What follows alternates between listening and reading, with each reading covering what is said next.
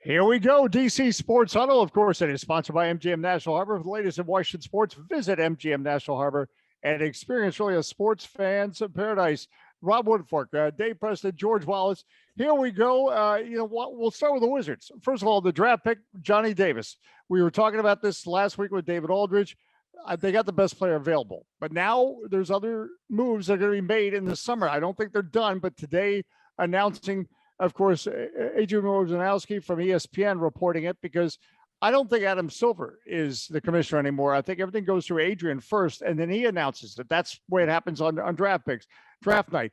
But Will Barton, Monte Morris coming from the Nuggets, Kentavious Caldwell-Pope, Ish Smith going from the Wizards to the Nuggets. Again, this is just happening. It's not even official yet because the NBA official year has to start. But at first blush, I mean, you get a couple of ball handlers and playmakers in both Monte Morris and Will Barton. Barton is a veteran. Morris, is a great story how he made his way to the NBA after spending some time in the G League and really became a fan favorite in Denver. Bottom line, that clearly players, I believe, that must have been coveted by head coach Wes Unseld Jr. because he was an assistant in Denver. I also think anytime you get players from organizations that have a serious track record of success and winning, that is a good thing. And the Nuggets have proven to be one of the best, not only in the Western Conference, but in the NBA. We'll open it up. We'll go from right to left this time. Dave Preston, your thoughts? Maybe my left, right. You get the idea. Dave Preston, your thoughts? Hey, This NBA silly season starting. You know what? And I'm extremely lukewarm in these moves. I think they got the one guy that we said a week ago would likely fall to them. I think at 10, you were in that gully where it's like you were all the project players, and you were far sure things. It was interesting to see how the shuffle went to top the NBA draft 1, 2, 3 this year, but there's always a little bit of intrigue there. I think as far as roster building, I like the pieces that they've added from Denver. And as you mentioned, Wes Unseld was with the Nuggets, so he knows these guys a little bit. And I think it's important for a coach to have his guys in the locker room, even if they're not stars, even if they're not starters. They're guys who the rest of the team, the new players, can learn from, who get added to the mix, the guys who still don't know what kind of coach Wes Unseld Jr. is, what kind of guy he is. So I'm impressed with the moves. Again, it's summer where everybody's unbeaten, except for usually it used to be the Clippers would be the only NBA team that would lose, but under new ownership, they're much better. I'm happy with the moves, and let's see what they got. Yeah, and again, let's be clear, blockbuster moves are not going to happen for this Wizards team this year. You look at the salary cap situation ever. So you have to make trades that make sense. And while it may not blow the headlines off this trade, it's a trade that makes sense on a lot of levels. So I think that needs to be noted, because the big move will be Bradley Beal, and he will re-sign with the Wizards. He wasn't going to announce it at a court resurfacing. He was not going to announce it before the start of the NBA official calendar year, but that is going to happen. George? Well, can he come and announce it on the DC Sports Huddle then? That's, you know what? It never hurts to ask, right? Yeah, right. I do. Bradley returns my messages. Might be a couple days late, but he returns them. So I'll try. Maybe it'll be announced on the DC Sports Huddle. What do I have to lose? Look, I mean, they needed a point guard, right? I mean, that was the big deal. And as far as looking at what these guys did, just looking at some of the numbers, Morris last year career high in pretty much every category: points, rebounds, and assists. Barton is the all-time 3-point leader for the Nuggets. So look, it's a deal. To your point, it's not going to be a blockbuster deal. Fans probably won't know a lot of these names coming over, but Wes Unseld has familiarity with them. They've been positive players for the Denver Nuggets and have put up numbers, and they come and fill needs that this Wizards team that has. So for me, I mean, I'm fine with it. I think the funniest thing is Kuzma's tweet. You see that? He says, Monte and I were in second grade together at 8 years old. So we play on the same NBA team together. How about that? 8 years old. So no, I'm fine with it. I mean, you hate to lose KCP, and Ish Smith goes to his 13th team. That's got to be a record. If he plays for the Nuggets, it sounds like he is going to be backup guard help there. So I'm fine with it. It fills a need. This team needed a point guard, and we go from there. And Ish Smith one day will have a show on the Travel Channel, because he's now lived in every NBA city in the United States. And by the way, he's one of the most unique players is Smith, because he's been on all these teams, not because he's bad, but because he's good. And sometimes it doesn't fit the salary cap. It's the craziest thing I've ever seen, because this is a guy that is an NBA player, as evidenced by his long career. And by the way, he gets on all these teams and he either plays or starts. So it's you'd like to label him a journeyman based on where he's been, but really he is not a journeyman type player. You know who he reminds me of? He reminds me of Chris Gatling. I didn't think there was ever going to be anybody who played on more teams than Chris Gatling did. And I think Ish has him beat by about 5 or 6 teams off the top of his head. The Ryan Fitzpatrick of the NBA. And I want exactly. He's Ryan Fitzpatrick of the NBA. And I want to be his agent. What's the credit card you're not supposed to leave home without? Well, I mean, he should be talking about that deal. I don't leave home without it, even if I don't know where my home is. Rob. Yeah, the thing that comes to mind, and this has been the word that has been bandied about quite a bit in Washington here in recent years, and that is the culture. And you're talking about establishing a culture, and part of that is bringing your players in. I mean, we keep sort of joking Ron Rivera for bringing in all these Carolina people. Well, you expect for Wes Unseld, who had his, for an assistant, this is not a big statement, but he had his best success in Denver. Oh, yeah. And, and part of the issue with the Wizards, and has been for years, is their inability to play defense. So you get a couple of guys who can help with that, who can help, bring some of the players that are there now up to speed. And so in, this coming season, hopefully we see a better defensive effort than we saw last season. So that's the thing that sticks out from this move. I mean, yeah, you get, a couple of good players at positions of need. You get the point guard situation squared away, but more importantly, you have some guys who can play defense. That is the biggest takeaway for me. And you're exactly right, Rob. And again, when we talk about playing better defense, we're not asking the Wizards to go to limiting teams to under 90 points a game, right? Something dramatic. We're talking about a team that needs to be better on defense, 3-4 possessions a game. That's it, and that might be on the high end, but that's how fine a line it is. And while I don't think the Wizards right now have a team to contend for the title, if they play better defense, then you have a chance to crack the top 4 of the Eastern Conference. And that happens every year. We didn't expect Cleveland to do what it did. There's always going to be a team when you go into a season, East or Western, that cracks that top 4. And that's what the Wizards have to hope. I believe that this is going to be the year that they make that step into the top 4. And you got to give Tommy Shepard credit. I mean, another trade that he pulls off, and you get a position of need, you get some defensive help. So I and you unload.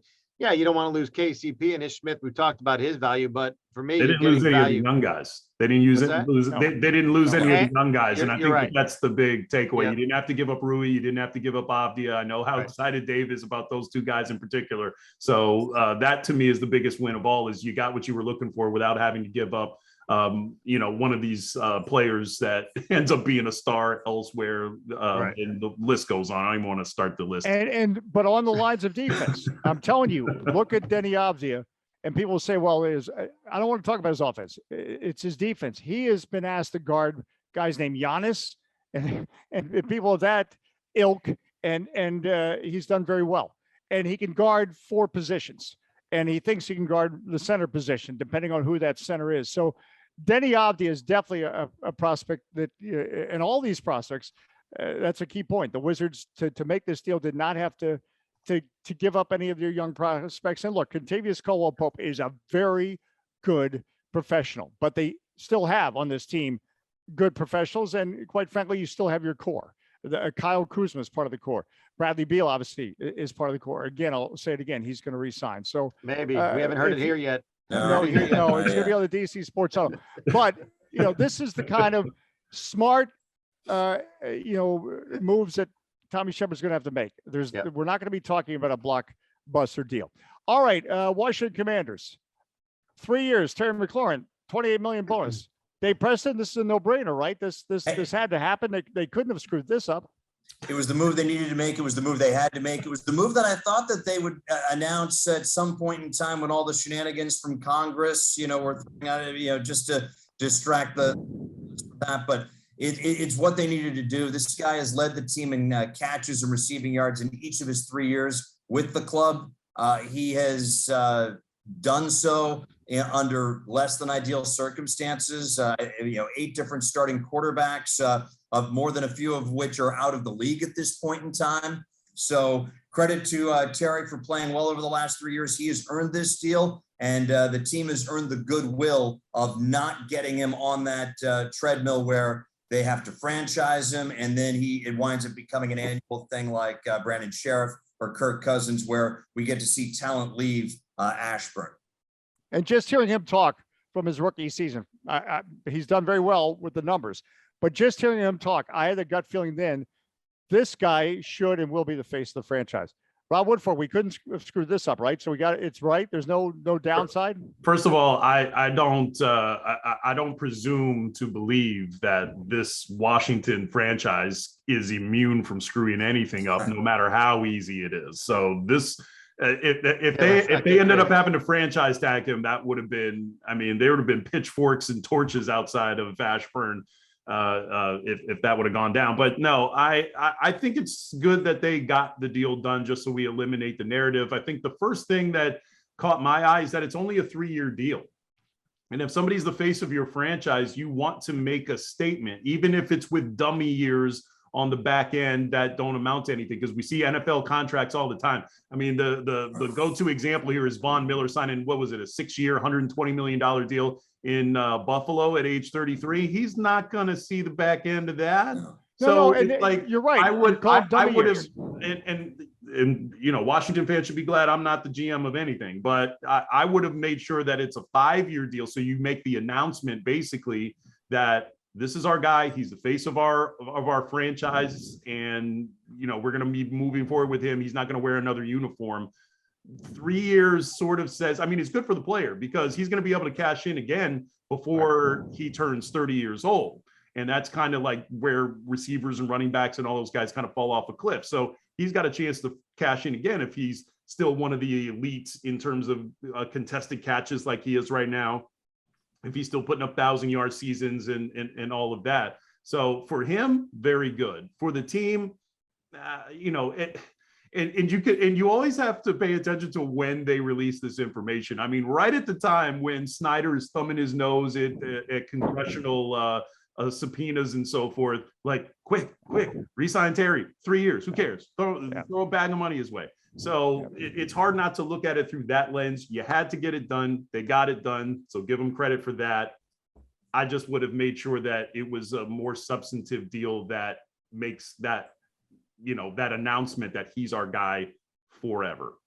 By the way, to Rob's point, I hate to jump in, but the 3-year deal, who's to say that Terry didn't just want 3 years? Because right. Wait and see. Like, who knows what we've seen this team contend in the past and then turn into a plate of soggy nachos 2 years later and have to completely rebuild. Who knows if Ron Rivera is going to be here in 2 years, let alone 3 or 4 years at the end of the extension. So if I'm Terry McLaurin, I want to hedge my bets, get maximum money while still giving me the flexibility to go elsewhere, because we've seen so many careers just get wasted, seen so many guys who have so much potential just waste the prime years of their career wearing burgundy and gold for 6 and 10, 5 and 11 teams before the 17-game season. By the way, did anybody Chris Samuel? I still think Chris Samuel would be in the Hall of Fame right now if that guy played on some teams that mattered. If you go back and look at what he was able to accomplish in the 10 years that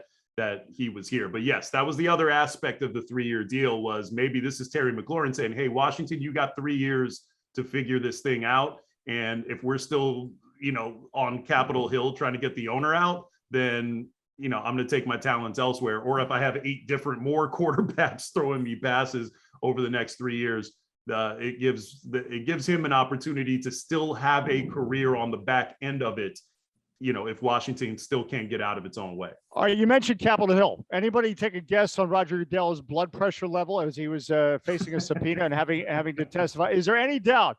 And I'll start with you, George Wallace. Is there any doubt that as Goodell is going through that testimony, that his anger, his blood is boiling.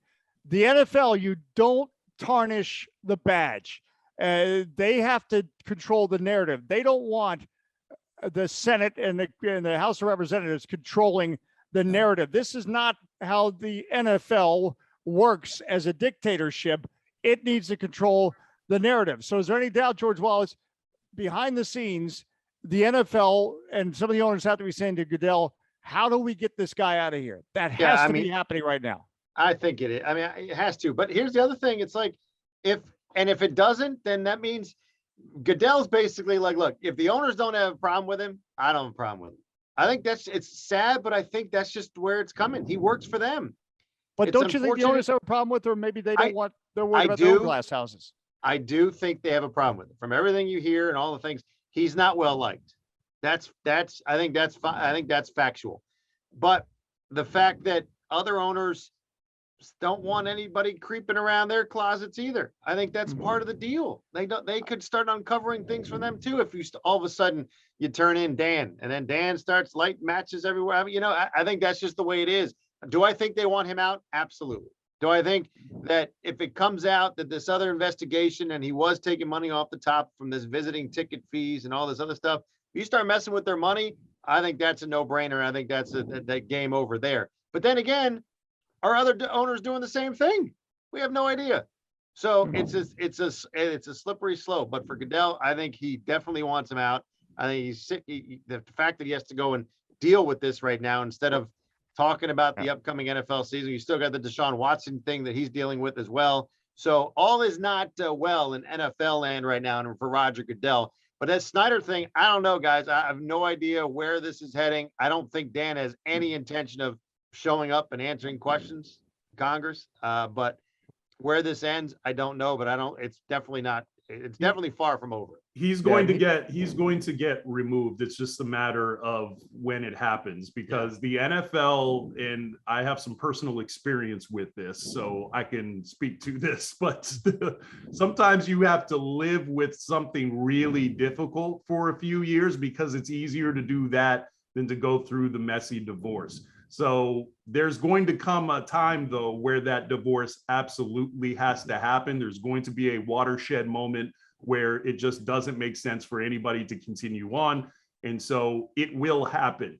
It's just a matter of how much more crap the NFL is willing to take before it becomes absolutely necessary to pull that plug. And for all those of us on the outside, it just makes no sense that it's even gotten this far. I mean, the guys suing little old ladies because their Social Security stipend isn't enough to warrant them having season tickets, thousands of dollars. I mean, that right there is a bad look for the league. It's a bad look for everybody. So when you have a guy like that and he's able to ramp it up to, allegedly, sexual harassment and toxic workplace and all of that.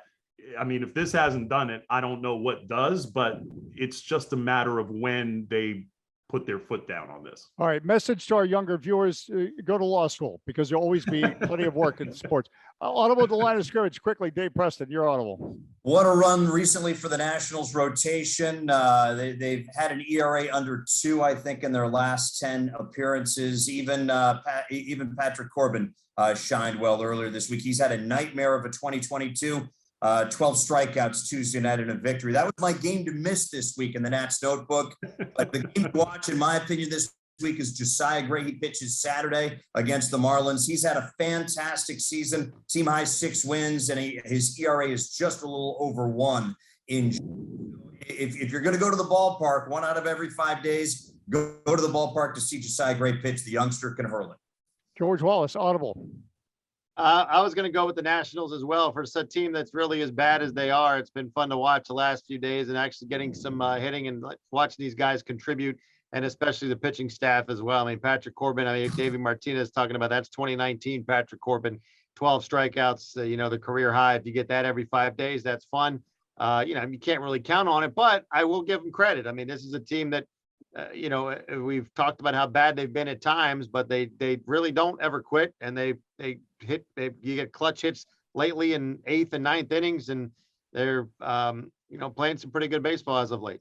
Yeah, it's not often you leave 22 runners on base over 2 games and win both those games. Rob Woodfork. Dude, 2 for 22 with runners in scoring position, and both of those hits were 8th inning, basically game winners. My huddle at the line of scrimmage, appropriate because we're talking about Marlon Briscoe, who passed away earlier this week, and a lot of people, look, as I said in my sportscast on Monday, he's probably the greatest player you never heard of, because he's the first black starting quarterback in modern pro football. He really didn't get that opportunity because he was almost a rookie a year in 1968, ends up starting for the Denver Broncos. They didn't bring him back the following year. Asked for his release or trade. They granted it. He ends up being a really good receiver in Buffalo, and I didn't even realize he was the starting receiver opposite Paul Warfield on the Dolphins teams that went undefeated and won back-to-back Super Bowls. So just a great football player, and one of the great what-if stories, because he was a smaller guy. He was called the magician. I mean, that sounds to me a lot like Russell Wilson, and we could have had him be sort of that the Russell Wilson of the 70s, and that could have opened some doors if if the league had been progressive enough to allow that. So rest in peace to a legend. A lot of people have pointed to him as kind of the first step in the progression that led to Shaq Harris with the LA Rams, the first black quarterback to win a playoff game. And then, of course, as we know here, Doug Williams, the first black quarterback to start and win a Super Bowl, ends up being the MVP of the game. So really all of that begins with Marlon Briscoe. And if you haven't read up on him, you absolutely should, because this is what the Hall of Fame is for, by the way. When we do these debates about, who should or shouldn't be in the Hall of Fame, people always point to stats and so forth. That's not what the Hall of Fame is supposed to be. There are people who have had impact on the game that didn't have great statistics. So he's one of those people who should be in the Hall of Fame, because the Hall of Fame should be based on, can you tell the story of pro football without this player's name? Marlon Briscoe can't tell the story of pro football without his name. Okay, and we'll end it there. We appreciate your time this week on the DC Sports Huddle. As always, we are sponsored by our good friends, MGM National Harbor. For the latest in Washington sports, visit MGM National Harbor and experience a sports fans' paradise. And they tell me it's air conditioned too, so that's even better this time of year. For Woodfork, George Wallace, and Dave Preston, who had to keep you updated on WTOP, I'm Dave Johnson. We'll see you next time. Break.